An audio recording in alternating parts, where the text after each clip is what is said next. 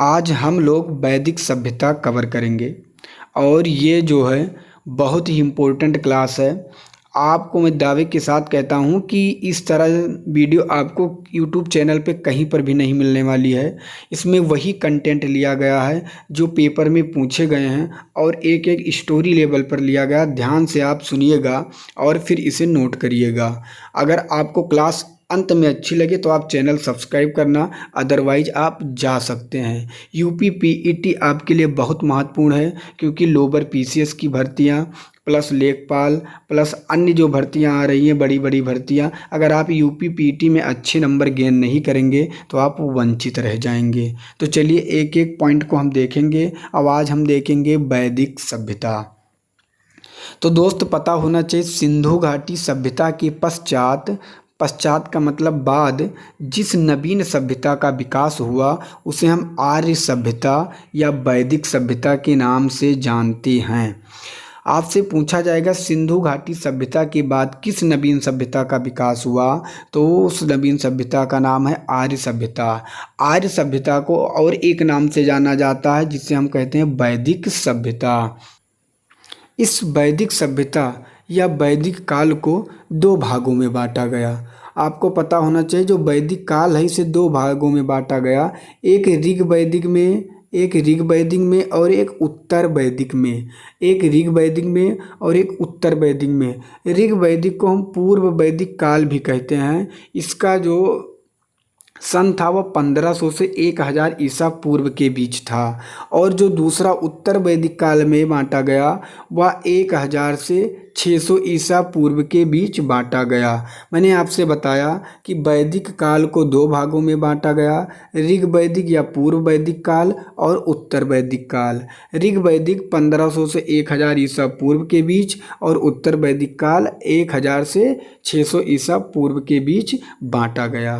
अब हम ध्यान से एक एक पॉइंट देखेंगे। जो वैदिक शब्द है या वेद से बना है, किससे बना है? वेद से बना है, जिसका अर्थ होता है ज्ञान।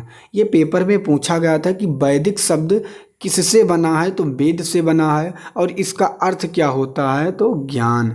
आगे आपको बता दूं वैदिक सभ्यता के निर्माता आपसे पूछा जा सकता है। तो वैदिक सभ्यता के जो निर्माता थे वो आर्य थे। कौन थे? आर्य थे। और आर्य कहाँ से आए थे ये भी हम जानेंगे। तो वैदिक सभ्यता के निर्माता आर्य थे। आर्य एक संस्कृत शब्द है, ये भी आपको पता होना चाहिए। आपसे पूछा जा सकता है आर्य कैसा शब्द है, तो आर्य एक संस्कृत शब्द है जिसका अर्थ होता है श्रेष्ठ, जिसका अर्थ श्रेष्ठ होता है। आपसे पूछा जाएगा आर्य कैसा शब्द है, तो एक संस्कृत शब्द है। और आर्य का क्या अर्थ होता है, तो आर्य का अर्थ होता है श्रेष्ठ। अब आपको ये पता होना चाहिए कि आर्य जो थे वो आए कहाँ से थे। जो वैदिक सभ्यता का विकास या हुआ या निर्माता थे वो कहाँ से आए थे, तो उसमें अलग अलग विद्वानों का अलग अलग मतभेद है। जैसे मैक्स मूलर ने कहा कि जो आर्य थे वो मध्य एशिया से आए थे। कहाँ से आए थे? मध्य एशिया से आए थे। डॉक्टर संपूर्णानंद जी कह रहे थे कि वो अल्पास पर्वत जो कि यूरेशिया में पड़ता है वो यूरेशिया से आए थे।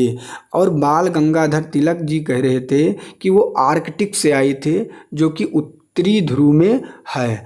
और दयानंद सरस्वती जी का कहना है कि वे तिब्बत से आए थे। तो आपसे प्रश्न पूछा जाएगा कि जो आर्य थे डॉक्टर संपूर्णानंद के हिसाब से कहाँ से आए थे, तो वो आए थे अल्पास पर्वत यूरेशिया से। आपसे पूछा जा सकता है दयानंद का मतभेद क्या था, आर्य कहाँ से आए थे, तो आप कहेंगे तिब्बत से। एक एक पॉइंट को आपको नोट करना है। अब आगे आपको पता करना है कि इसकी जानकारी, वैदिक की जानकारी कैसे हमें प्राप्त हुई, वैदिक काल की जानकारी हमें कैसे प्राप्त हुई। तो पहले हम बता दें दोस्त, दो वैदिक काल थे। कौन से? ऋग वैदिक काल या पूर्व वैदिक काल, और दूसरा था उत्तर वैदिक काल। तो हम अब पढ़ेंगे केवल ऋग वैदिक काल। क्या पढ़ेंगे? पहले ऋग वैदिक काल। ऋग वैदिक काल कंप्लीट करने के बाद हम पढ़ेंगे उत्तर वैदिक काल। तो पहले हम देखेंगे जो इसकी जानकारी वैदिक काल की हमें प्राप्त हुई वो दो तरह से प्राप्त हुई, एक साहित्यिक स्रोत से, एक पुरातात्विक स्रोत से। आपसे पूछा जाएगा कि वैदिक काल की जानकारी किस तरह प्राप्त हुई, तो वो दो तरह से, एक साहित्यिक स्रोत, एक पुरातात्विक स्रोत से। अब साहित्यिक स्रोत उन्हें कहते हैं जो हमें कहीं लिखा पढ़ा मिला, वो साहित्यिक स्रोत होता है। और पुरातात्विक स्रोत हम उन्हें कहते हैं जो कहीं खुदाई और खनन से प्राप्त हुआ, उसे हम पुरातात्विक स्रोत कहते हैं। तो पहले हम पुरातात्विक स्रोत जानेंगे कि पुरातात्विक स्रोत में एक अभिलेख का निर्माण हुआ जिसका नाम था बोगाज-कोई अभिलेख। आपसे पूछा जाएगा पुरातात्विक स्रोत में एक बोगाज-कोई अभिलेख का निर्माण हुआ था या 1400 ईसा पूर्व में इस अभिलेख का निर्माण हुआ। आपसे प्रश्न भी पूछा जा सकता है कि बोगाज-कोई अभिलेख का निर्माण कब हुआ, तो 1400 ईसा पूर्व में हुआ। इस अभिलेख में 4 लोगों का वर्णन दिया गया है। इंद्र, वरुण, मित्र, नासत्य का वर्णन है। इसमें आपको इस तरह प्रश्न पूछा जाएगा कि बोगाज-कोई में किस देवता का उल्लेख नहीं है, इंद्र, वरुण, मित्र और ये एक सोम दे देंगे। तो कहने का मतलब इसे घुमाएंगे, ये पॉइंट आपको याद रखना है। आगे बात करें जानकारी स्रोत में, पुरातात्विक स्रोत से आपको बता दूं बोगाज-कोई जो था वह 1400 ईसा पूर्व से इस अभिलेख का निर्माण हुआ और इसमें इंद्र, वरुण, मित्र, नासत्य का वर्णन है, मैंने बता दिया। और अब आगे बात करें पूर्व वैदिक काल में गौरिक मृत भांड एक मिला और उत्तर वैदिक काल में क्या मिला, चित्रित धूसर मृत भांड। आपको याद रखना, आपसे पूछा जाएगा कि पूर्व वैदिक काल में किस मृत भांड, तो गेरिक मृत भांड, और उत्तर वैदिक काल में कौन सा मृत भांड, तो चित्रित धूसर मृद भांड। अब हम यहाँ से पॉइंट देखेंगे। अब हम देखेंगे पहले साहित्य के बारे में, आगे इसी में, क्योंकि अब एक एक पॉइंट को ध्यान से देखना है। इसमें साहित्य जो थे ये अब आपसे पूछा जाएगा पुरातात्विक से, तो पुरातात्विक से आपको समझ में आ गया। अब साहित्यिक स्रोत आपको जानना है, तो साहित्यिक स्रोत में जो हमें जानकारी प्राप्त हुई वह हमें वेद से प्राप्त हुई। कहाँ से प्राप्त हुई, वेद से प्राप्त हुई। और वेद कितनी प्रकार के हैं, 4 प्रकार के हैं। कौन कौन से, ऋग्वेद, सामवेद, यजुर्वेद, अथर्ववेद। ऋग्वेद, सामवेद, यजुर्वेद, अथर्ववेद। अब हम क्या करेंगे, पहले हम जानकारी इसका एकत्रित करेंगे, ऋग्वेद क्या है, उसके बाद हम देखेंगे सामवेद, फिर यजुर्वेद, फिर अथर्ववेद। ऋग्वेद जो है सबसे प्राचीन वेद है। आपसे पूछा जा सकता है सबसे प्राचीनतम वेद कौन सा है, तो होगा ऋग्वेद। इसके संकलनकर्ता जो हैं, इसके संकलनकर्ता आपसे पूछा जाएगा ऋग्वेद के संकलनकर्ता कौन हैं, तो कृष्ण द्वैपायन और वेद व्यास हैं। ऋग्वेद के संकलनकर्ता कृष्ण द्वैपायन और वेद व्यास हैं। आपसे पूछा जा सकता है कि ऋग्वेद में कितने मंडल हैं, तो ऋग्वेद में 10 मंडल हैं। कितने मंडल, 10 मंडल। 1028 सूक्त है। सूक्त का मतलब होता है मंत्र, तो इसमें 10 मंडल, 1028 सूक्त है।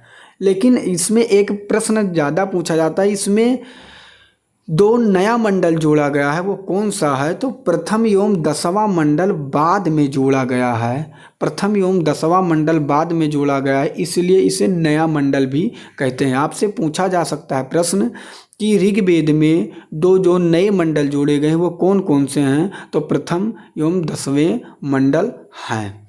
ऋग्वेद की रचना सबसे पहले हुई है। ऋग्वेद की रचना सबसे पहले हुई है। और मैं आपको बता दूं, आपको ये भी पता होना चाहिए कि ऋग्वेद में ही गायत्री मंत्र है।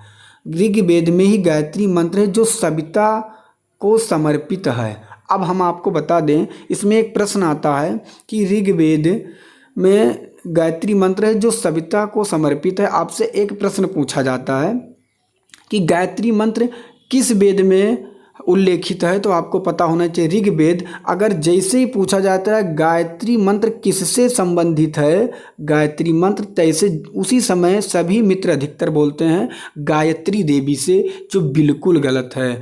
गायत्री मंत्र सविता से संबंधित है, और हम सविता किसे कहते हैं, जो कि सविता सूर्य को समर्पित है, ये भी आपको पता होना चाहिए। अगला, अभी ऋग्वेद में हम जानेंगे कुछ मंडल जो महत्वपूर्ण है। इसमें 10 मंडल थे, लेकिन 4 मंडल हमें याद रखना है। तृतीय मंडल जो है वह बहुत महत्वपूर्ण है। इसमें गायत्री मंत्र का उल्लेख है और इसकी रचना विश्वामित्र ने की थी। और 7वां मंडल जो है ये दशराज युद्ध से संबंधित है, जो कि बहुत बड़ा युद्ध था, इसलिए इसे भी याद रखना है। 9वां मंडल याद रखना है, जो सोम देवता को समर्पित है। 9वां मंडल में सोम देवता का जिक्र किया गया है। और 10वां मंडल जो है इसमें आपको बता दूं कि ब्राह्मण, क्षत्रिय, वैश्य और शूद्र विचारधारा के बारे में बताया गया है। तो ये 4 मंडल आपको याद रखना है, जो कि काफ़ी इम्पोर्टेंट हैं। आगे हम बात करेंगे इसी ऋग्वेद में। अभी इसकी भाषा आपसे पूछा जा सकता है कि ऋग्वेद की भाषा कैसी है, तो इसकी भाषा पदात्मक है। ऋग्वेद में 33 प्रकार के देवों, दिव्य गुणों से युक्त पदार्थों का उल्लेख मिलता है। आपसे पूछा जा सकता है ऋग्वेद में कितने प्रकार के देवों का उल्लेख है, तो वो है 33 प्रकार के देवों का उल्लेख। और आपको बता दूं अस्तोमा सदगमयम वाक्य ऋग्वेद से ही लिया गया है। ये प्रश्न पूछा जा सकता है कि अस्तोमा सदगमयम कहाँ से लिया गया है, तो यह ऋग्वेद से लिया गया है। और ऋग्वेद में लगभग 11,000 श्लोक हैं।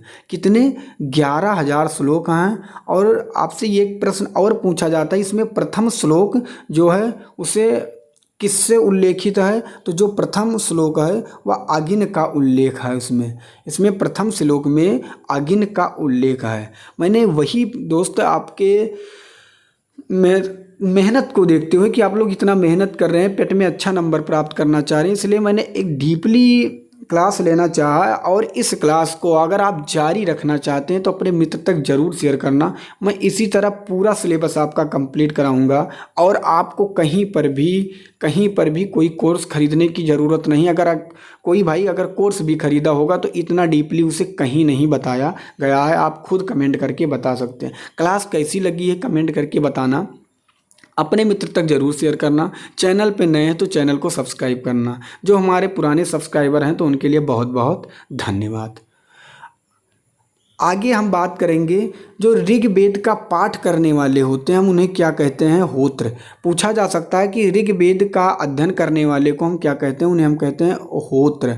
और सामवेद की रचनाओं को जो गान करते हैं उन्हें हम कहते हैं उद्गाता। ये भी याद रखना है, सामवेद की रचनाओं का जो गान करते हैं उन्हें हम उद्गाता कहते हैं। और यजुर्वेद का जो पाठ करते हैं उन्हें हम अध्वर्यु कहते हैं। ये भी याद रखना है। और संपूर्ण यज्ञों की जो देख रेख करने वाला होता है, संपूर्ण यज्ञों की मतलब यजुर्वेद के बाद अथर्ववेद जो होता है, यज्ञों की जो देख रेख करने वाला होता है उन्हें हम क्या कहते हैं, ब्रह्मा कहते हैं। ये भी पॉइंट आपको याद रखना है। आगे आपको पता होना चाहिए जो ऋग्वेद है इसका एक उपवेद है जिसका नाम है आयुर्वेद। ऋग्वेद का जो उपवेद है वह है आयुर्वेद, और यजुर्वेद का जो उपवेद है वह है धनुर्वेद। क्या है? धनुर्वेद। और सामवेद का जो उपवेद है वह है गंधर्व वेद। क्या है? गंधर्व वेद। और अथर्ववेद का जो उपवेद है वह क्या है, अर्थशास्त्र या शिल्प वेद। क्या है? शिल्प वेद। आपको याद रखना है शिल्प वेद। तो ये भी उपवेद की जानकारी भी आपको प्राप्त हो गई होगी। अब हम देखेंगे सामवेद। सामवेद को बस इतना याद रखना, इसे संगीतों का वेद कहा जाता है। अगर आपसे पूछा जाए 7 स्वरों का सर्वप्रथम प्रयोग कहाँ पे मिला या कहाँ पे किया गया, तो सामवेद में ही किया गया, इतना याद रखना है। अगला है यजुर्वेद। यजुर्वेद जो है इसमें यज्ञ के विधियों का वर्णन है।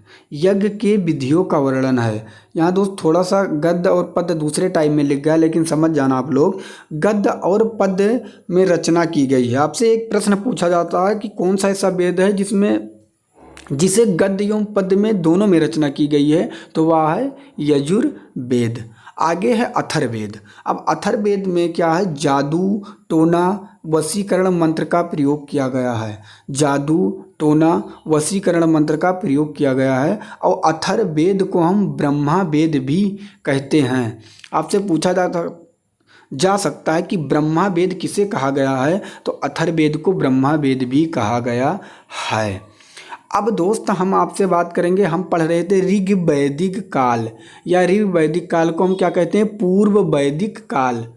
क्या कहते हैं, पूर्व वैदिक काल। अब उनकी राजनीतिक स्थिति क्या होती थी, तो ऋग वैदिक काल के जो लोग थे मुख्यतः वह कबीलाई व्यवस्था वाला शासन था। अब कबीलाई व्यवस्था वाला शासन क्या होता है, कबीलाई का मतलब होता है कबीला बना कर रहते थे, ग्रुप बना कर रहते थे। और राजा जो वहाँ का होता है उसे गोमत भी कहा जाता था, राजा को गोमत कहा जाता था। आपसे प्रश्न पूछा जाएगा कि ऋग वैदिक काल या पूर्व वैदिक काल में राजा को किस नाम से जाना जाता था, तो गोमत, ये आपको याद रखना है। और राजा युद्ध का नेतृत्व करता था, ये भी याद रखना है। उसे कर वसूलने का अधिकार नहीं था। ऋग वैदिक काल में जो राजा थे उन्हें कर नहीं वसूल सकते थे। जनता अपने स्वेच्छा से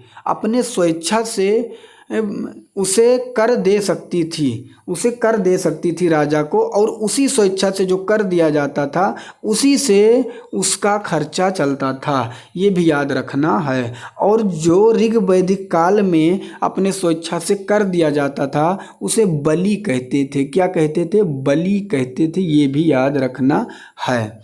और जो ऋग वैदिक काल में अब जो राजा थे वो पूरा अपना काम खुद नहीं कर पाते थे, तो इसलिए वहाँ पे संस्थाएं बनाई गई थी। अब कैसी कैसी संस्थाएं बनाई गई थी, तो इसमें सभा, समिति तथा विदत नामक प्रशासनिक संस्थाएं बनाई गई थी।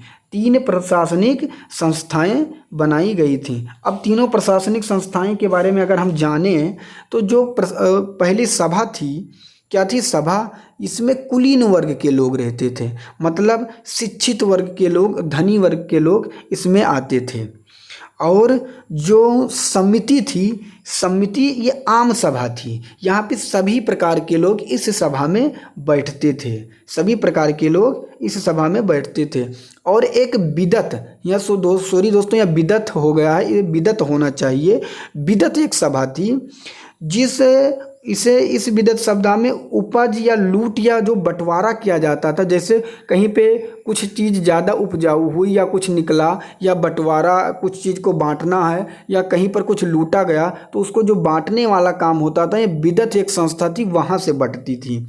यहाँ पे एक काम बहुत अच्छा हुआ, यहाँ पे महिलाओं को भी अधिकार दिया गया। सभा और विदत में महिलाओं को भी समान अधिकार दिया गया था, विदत में उन्हें भी हिस्सा मिलता था। अब आगे हम बताएं कि जो ऋग वैदिक काल था या पूर्व वैदिक काल था, उसमें जो अधिकारी होते थे, जो नियुक्त किए जाते थे अधिकारी, उन्हें हम रत्निन कहते थे। ये भी आपको याद रखना है कि पूर्व वैदिक या ऋग वैदिक काल में जिस राजा जिस अधिकारी को नियुक्त करते थे उन्हें हम क्या कहते थे, रत्निन कहते थे। ये भी पॉइंट आपके समझ में आ गया होगा। अब हम देखेंगे पूर्व वैदिक काल के या ऋग वैदिक काल के सामाजिक जीवन के बारे में। तो ऋग वैदिक काल के 10वें मंडल में 4 वर्णों का उल्लेख मिलता है। और वर्ण कौन से हैं, आपको पता है कि वर्ण कौन से हैं, लेकिन यहाँ वर्ण व्यवस्था जो थी वो कर्म आधारित थी। इसमें एक सबसे अच्छा काम था ऋग वैदिक या पूर्व वैदिक काल में सबसे अच्छा काम ये था कि यहाँ पे कर्म आधारित का मतलब ये होता है, जैसे कोई लकड़ी बना रहा है या लकड़ी काट रहा है तो उसे बढ़ई का कर्म में रख दिया गया। जो लोहा का काम कर रहा है, पहली बात तो आपको ये भी पता होना चाहिए, जो ऋग वैदिक काल थी, मैं एग्जाम्पल दे रहा हूँ, उसमें लोहे की खोज नहीं की गई थी। ऋग वैदिक काल में लोहे की खोज नहीं की गई थी। जैसे कोई लकड़ी बना रहा है तो उसे बढ़ई का नाम दे दिया गया।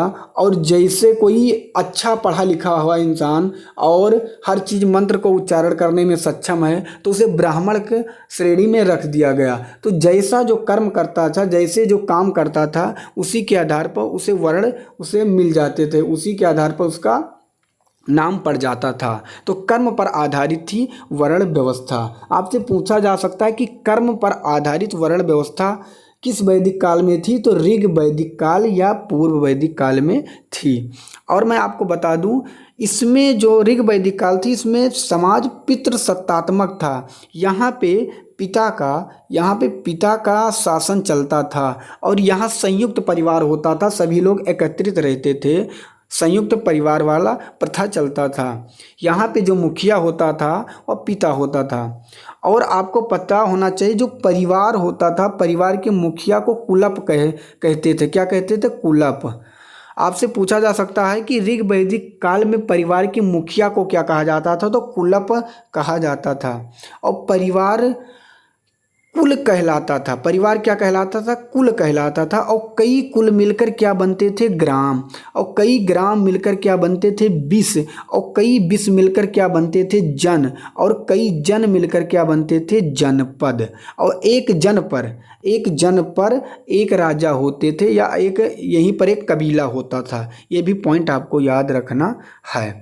अब हम देखेंगे ऋग वैदिक काल या पूर्व वैदिक काल में उनका सामाजिक जीवन कैसा था। अब मेरे भाई आपको पता होना चाहिए वहाँ पे एक अच्छा जीवन में लोग व्यतीत कर रहे थे। वहाँ पे अस्पृश्यता मतलब छुआछूत, जैसे आज के समय में अभी तो जस्ट खत्म हो चुका है संविधान के अनुसार। जैसे किसी मंदिर में कोई सी शूद्र या वैश्य अगर प्रवेश कर लेता है तो पंडित जी वहाँ कहते हैं कि यहाँ पे लोग आ गए हैं, ये मंदिर अपवित्र हो गया। इसे छुआछूत के नाम से या अस्पृश्यता के नाम से कहते हैं या जानते हैं। तो अस्पृश्यता, सती प्रथा, पर्दा प्रथा, बाल विवाह का प्रचलन नहीं था। वहाँ पे कम उम्र में शादी भी नहीं किया जाता था। वहाँ पे पर्दा में भी रहना नहीं, वहाँ पे पर्दा पे कोई नहीं रहता था। और वहाँ पे सती प्रथा का मतलब जैसे किसी के पति एक्सपायर हो गए तो उसकी पत्नी उसके साथ उसे जलाई जाती थी। तो वहाँ पर ऐसा कोई प्रचलन नहीं था। वह लोग एक अच्छा जीवन व्यतीत करते थे। वहाँ पे एक पॉइंट और था, वहाँ पे शिक्षा जो थी, वहाँ पे महिलाओं को शिक्षा भी दिया जाता था और उन्हें वर चुनने का अधिकार भी था।